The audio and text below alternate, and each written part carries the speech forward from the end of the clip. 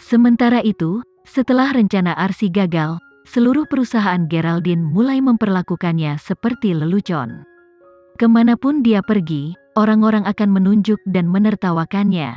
Saya pikir, setelah diusir satu kali, dia akan belajar dari kesalahannya dan berubah. Siapa sangka dia masih terobsesi untuk memperebutkan kekuasaan. Insiden dengan Swiss ini cukup untuk kita tertawakan selama 1 tahun penuh. Hahaha, itu terlalu lucu. Apakah dia benar-benar berpikir bahwa mereka menyerahkan diri ke tangannya? Mengapa Nona Besar menjadi semakin bodoh? Apakah kehamilannya sudah sampai ke kepalanya? Setelah mendengar diskusi tentang dia, Arsi mengepalkan tangannya. Dia tidak pernah mengalami penghinaan seperti itu, dan tidak pernah diperlakukan seperti lelucon oleh semua orang di perusahaan Geraldine. Apakah kakeknya berpura-pura peduli padanya?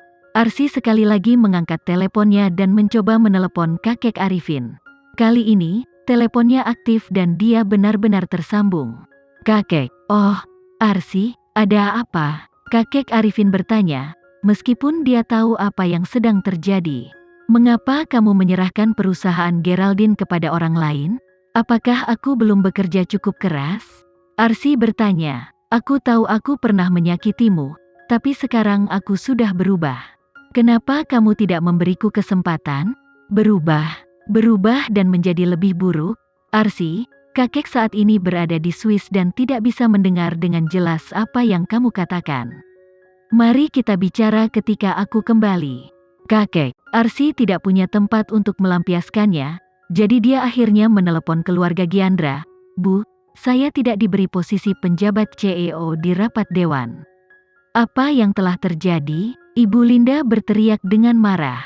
Saya telah melakukan begitu banyak hal dan membuka jalan bagimu. Bagaimana kamu bisa gagal? Saya bergantung padamu untuk memberi kami uang guna menyelamatkan keluarga Giandra. Apa yang terjadi dengan keluarga Giandra? Arsi segera menyadari ada maksud lain dari kata-kata Ibu Linda. Masalahnya masih sama seperti sebelumnya.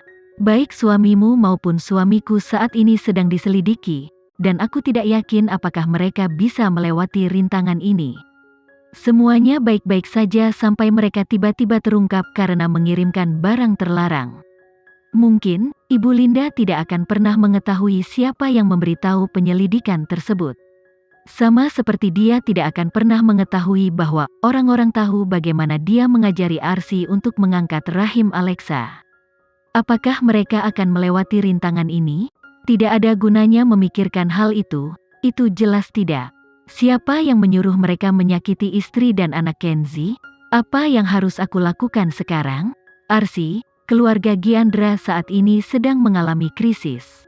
Pikirkan cara untuk mendapatkan sejumlah uang dari keluarga Geraldine. Ibu Linda tiba-tiba meminta. Saya berjanji, setelah masalah ini terselesaikan, saya akan membantumu mencapai impianmu. Bu, saya tidak punya akses ke Departemen Keuangan. Arsi menolak dengan hati-hati. Kalau begitu kita harus dihancurkan bersama-sama. Ibu Linda berteriak dengan kejam. Jika kamu ingin mati, matilah. Mengapa kamu menyeretku ke bawah bersamamu? Mata Arsi memerah saat dia menutup telepon. Setelah menundukkan kepalanya dan menenangkan dirinya, dia menahan rasa malunya dan berjalan keluar kantor. Selama Alexa tidak duduk di posisi teratas, Arsi tidak menganggap dirinya benar-benar kalah. Selalu ada jalan. Misalnya, peluncuran produk tahunan perusahaan sudah dekat. Itu akan menjadi kesempatannya. Dia menolak untuk percaya bahwa dia tidak akan pernah duduk di posisi teratas perusahaan Geraldine. Dalam beberapa hari terakhir, Mandala memprioritaskan promosi pianis. Meskipun sebelumnya mereka telah merilis trailer berdurasi 10 detik, kali ini mereka merilis 3 versi lagi, masing-masing berdurasi 30 detik. Kali ini, tidak peduli apakah itu pemeran atau tema filmnya, semuanya memenuhi ekspektasi penonton yang penasaran. Karena apa yang dia capai dari Stupid dengan penampilannya yang memukau, ekspektasi penonton terhadap aktor meningkat dan mereka merasa bisa mempercayainya. Saya sudah menonton trailer Stupid lebih dari 20 kali. Saya berharap film sebenarnya akan segera dirilis. Melihat Alexa dan Baim berakting bersama, membuatku merasa seperti sedang menonton blockbuster Eropa atau Amerika. Hal ini karena keduanya bukan aktor idola. Mereka menjadi karakter apapun yang mereka perankan, itu sangat memuaskan. Aku pasti akan melakukannya. Tonton ini di teater 3 kali. Aku harap Pianis bisa menjadi tolok ukur baru bagi film-film bencana di Tiongkok. Aku juga berharap Alexa bisa kembali syuting secepatnya. Adegan mundurnya Alexa masih terpatri dalam ingatan semua orang. Sehingga, perilisan Pianis menyulut gairah para penggemar film. Apakah orang-orang yang memfitnah Alexa sudah meminta maaf? Mereka pasti sudah gila memaksa aktris hebat itu mundur. Hanya karena mereka tidak mampu, mereka bekerja sama melawannya. Sungguh menjijikkan. Sejak Alexa mengumumkan pengunduran dirinya, aku berubah menjadi anti penggemar dari setiap nama yang ada di daftar yang dirilis. Aku tidak akan pernah menjadi penggemar sekelompok orang yang menjijikkan.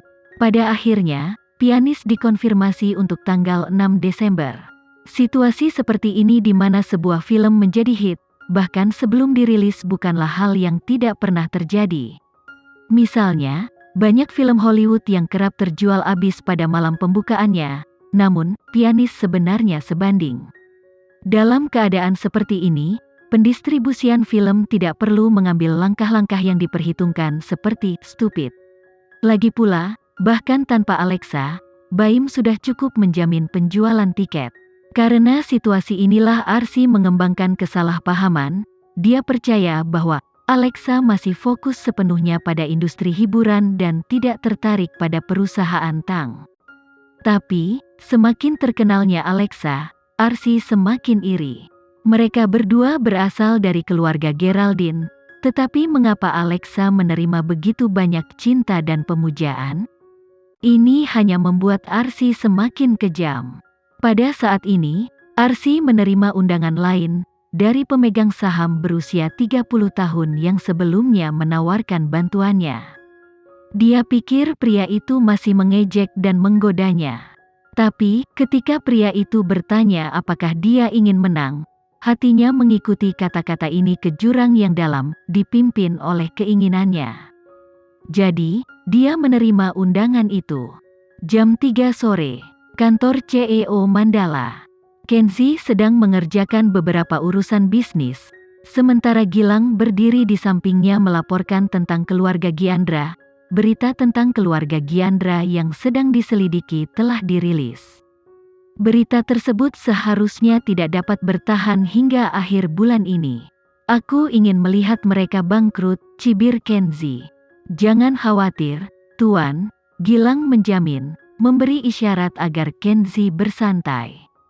Satu-satunya masalah adalah, jika keluarga Giandra bangkrut, keluarga Geraldine mungkin terlibat. Apakah menurutmu istriku penurut? Gilang menatap mata Kenzi dan tertawa. Dia benar. Dengan adanya Alexa, masalah apa yang tidak dapat diselesaikan? Belum lagi, Tuan Kenzi mendukung Alexa dari belakang. Pasangan itu sama-sama kejam sehingga tidak ada yang bisa memprovokasi mereka. Ngomong-ngomong, sehubungan dengan penghargaan Adipurna, haruskah saya menominasikan Nyonya untuk aktris pendukung terbaik dalam Stupid atau pendatang baru terbaik dalam Pianis? Apakah kamu masih perlu menanyakan ini padaku? Kenzi bertanya sambil mengangkat kepalanya. Saya mengerti.